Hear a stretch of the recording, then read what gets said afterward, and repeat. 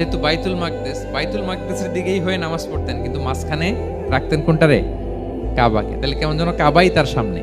আচ্ছা, তো মদিনায় যখন গেলেন এখন তো আর সুযোগ নাই, কাবা একদিকে, বাইতুল মাকদেস আরেক দিকে, এখন কাবাকে আর সামনে রাখা যাচ্ছে না, মিস করতে লাগলেন কাবাকে।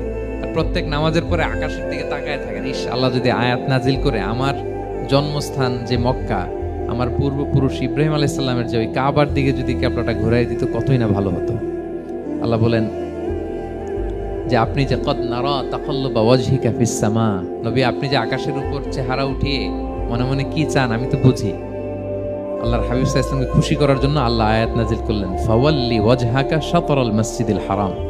নবী হ্যাঁ, আপনাকে খুশি করার জন্য নতুন বিধান নাজিল করলাম, এখন থেকে ফ্রম রাইট নাও আপনি যখনই নামাজ পড়বেন এখন থেকে কাবামুখী হয়ে আপনি সালাত আদায় করবেন।